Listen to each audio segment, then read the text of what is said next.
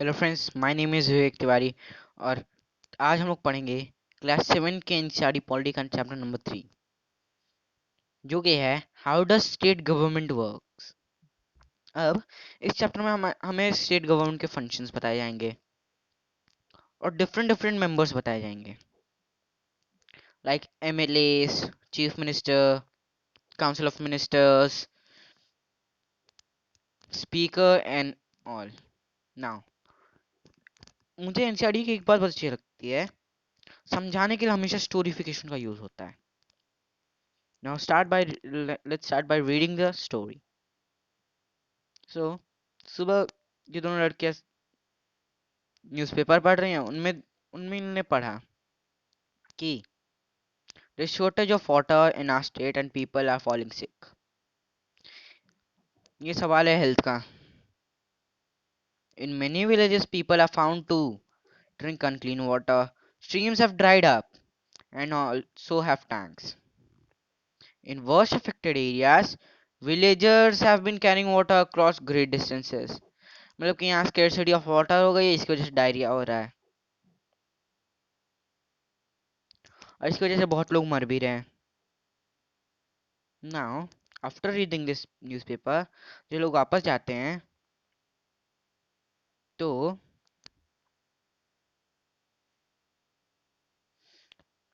जब ये लोग वापस जाते हैं तो एक पुलिस वाली ने रोकती है। लोग पूछते हैं क्यों, क्या हुआ, इसने उसने कुछ किया है क्या। वो बोलती है वो इसलिए ज्यादा एंग्री क्योंकि उसने कुछ नहीं किया है। मतलब कि उसने जो public health situation under control नहीं है, उसके लिए एक्शन नहीं लिया है। जैसा कि हमने ऊपर पढ़ा है, लोगों को बहुत सारी डायरिया हो रही है, बहुत सारे लोगों को डायरिया हो रही है, उसे उसके लिए उसने कुछ नहीं किया, इसीलिए ये है, इसलिए धरना है या रैली है। अब ये जो आदमी बोल रहा है, he is the member of opposition, या कुछ कुछ केसेस में he might be the leader of the opposition too. Now who is an MLA? क्या होता है? Our state is divided into constituencies. Let's take the example of Himachal Pradesh. So Himachal Pradesh is divided into 68 constituencies. How many? 68. Now, from each constituency, one person is elected who becomes the member of Legislative Assembly. So the member of Legislative Assembly is MLA. This legislative assembly takes care of the legislation of the area and also put orders for the executive to work. Now, you would have noticed that people stand for elections in name of different parties. These MLAs therefore belong to different political parties. यानी कि अलग अलग political party अपने अपने MLAs बनाने के लिए उनसे इलेक्शन कराती हैं, जिनके पास मेजोरिटी आती है। फॉर एग्जाम्पल, कहीं कहीं चुनाव हो रहा है, somewhere there is a election on 8 seats. How many? 8 seat. अब जिसके पास भी 5 सीट आ गई, उसकी सरकार बनेगी। और जो उसके एमएलए होंगे, they will form the government, जिनका हेड होगा चीफ मिनिस्टर।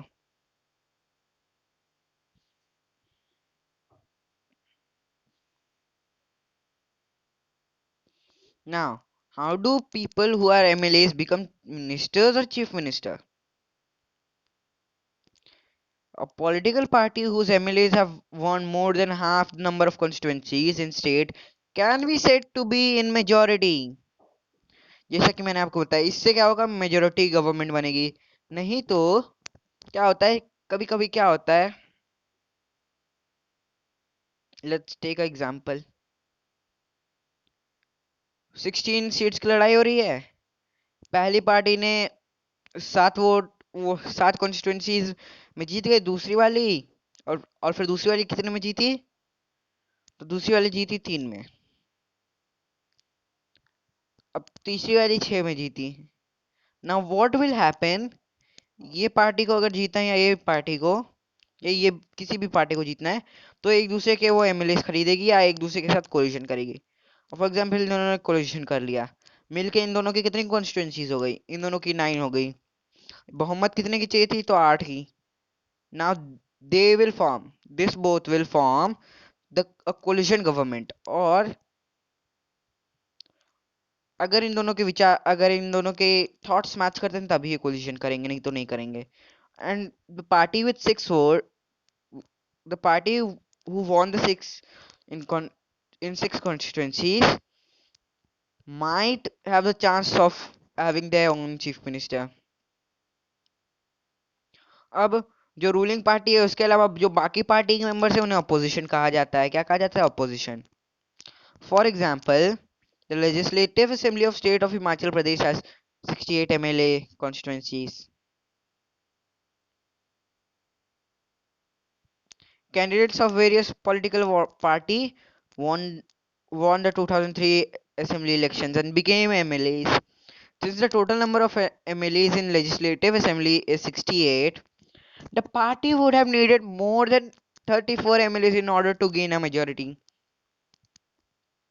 तो यहाँ जो है हिमाचल प्रदेश के इलेक्शंस का रिजल्ट्स दिए हुए हैं।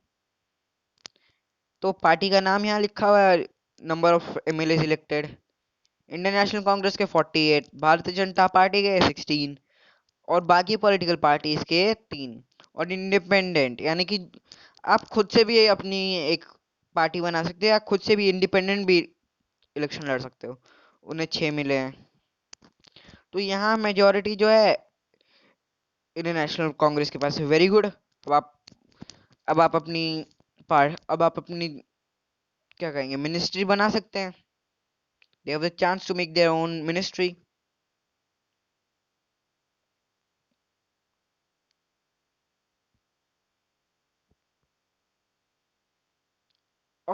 और इनमें से जो पार्टी जो अपोजिशन की पार्टी होगी उसमें जिस पार्टी के पास सबसे ज्यादा जिस पार्टी के पास सबसे ज्यादा वोट्स होंगे उन्हीं में से जो चीफ मिनिस्टर के लिए कैंडिडेट होगा, he will be the leader of the opposition. For example हमारे इंडिया में जैसे भारतीय जनता पार्टी अभी रूल कर रही है, रूल नहीं समाज सेवा कर रही है, तो आप prime minister is mister Damodar Das Narendra Modi, तो and the leader of opposition is Rahul Gandhi, so you can take with that.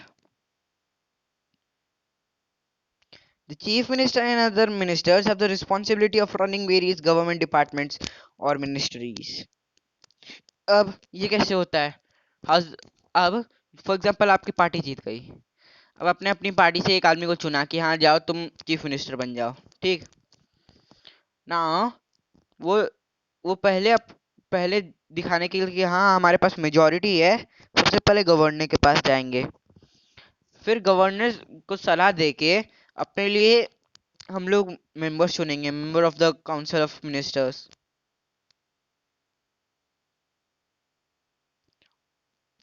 Because governor is the head of state while he is the constitutional head.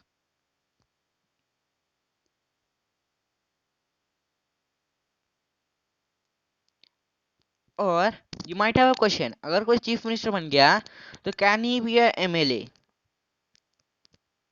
Well, yes, he can be. He can have the both executive and he can have both executive and legislature powers.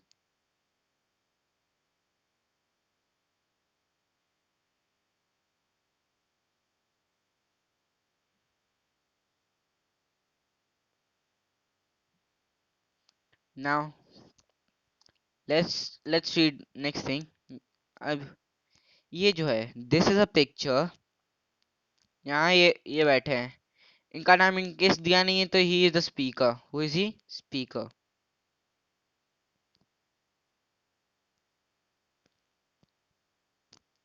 And these are the MLAs. Who are they? These are the MLAs who will put up the points in front of the speaker and what should be done to tackle them.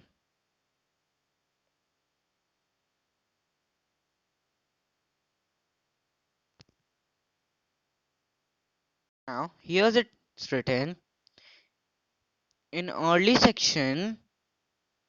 You have read about the debate and discussion in Legislative Assembly. The members were debating the action taken or not taken by the government. This is because the MLAs are together, responsible for work of the government. In common usage of the word government refers to government departments and various ministers who head them. अब overall head कौन होता है तो हमारे chief minister होते हैं. अगर इसे और अच्छी तरह से बोला जाए तो एग्जीक्यूटिव पार्ट है गवर्नमेंट का. क्यों? क्योंकि लेजिस्लेटिव पार्ट जो है chief minister and the council of ministers are executive part, which means the matters discussed in the legislature are executed by them and legislature keeps a check on them.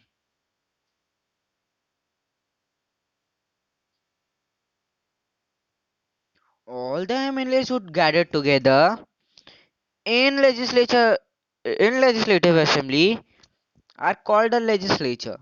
They are the ones who authorize and supervise their work. As we saw in earlier section, it is from among them that head of executive or chief minister is found. Now let's continue reading. It says कि legislative assembly एक जगह नहीं है जहां आप अपने position express कर सकते हो, बट बहुत सारे ऐसी जगह है जैसे कि न्यूज़पेपर्स हो गए, टीवी चैनल्स हो गए, बहुत सारे ऑर्गेनाइजेशंस हो गए जो regularly talk about the government करते हैं, यानी कि वो रेगुलरली गवर्नमेंट के बारे में बात करते हैं. एक डेमोक्रेसी में there are multiple ways through which लोग क्या करते हैं या पीपल क्या करते हैं, अपने व्यूज एक्सप्रेस करते हैं और उसके ऊपर एक्शंस भी लेते हैं.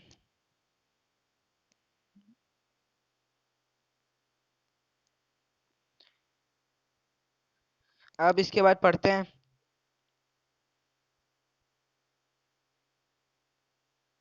As you saw above, the people in power like chief minister, the ministers have to take action. They do so through various departments like public works department, agriculture department, the health department, the education department, and so on and forth. They also have to answer questions that are asked in legislative assembly and convince people by asking questions that proper steps are being taken. अब at the same time newspaper और media जो है इनके बारे में widely discuss करती हैं issues के बारे में जो गवर्नमेंट को रिस्पॉन्स करने रहती है. एग्जाम्पल के तौर पे ले लिया जाए तो इस प्रेस कॉन्फ्रेंस से हो सकता है. गवर्नमेंट और क्या डिसाइड करती है, ये भी डिसाइड करती है कि स्टेट के कोई नए लॉज बनेंगे सैनिटेशन और हेल्थ फैसिलिटीज के लिए कि नहीं. For example, it may make it compulsory for municipal corporation to ensure that there are adequate toilets in every urban area. और ये भी इंश्योर कर सकती है कि हेल्थ वर्कर्स जो हैं वो हर एक विलेज में पॉइंट हो. ये एक्ट जो है of making loss on certain issue is done by legislative assembly of each state. और द वेरियस डिपार्टमेंट यानी जो अलग अलग डिपार्टमेंट गवर्नमेंट के दे इम्प्लीमेंट दिस पे आप सोच रहे हो कि मैंने इतना मैंने इतना प्रेशर क्यों डाला. दिस इज बिकॉज इम्प्लीमेंट कौन करता है, एग्जीक्यूटिव करता है. They are the executives. Laws for entire country are made by the parliament. इसके बारे में हम लोग आगे पढ़ेंगे नेक्स्ट ईयर, पार्लियामेंट के बारे में.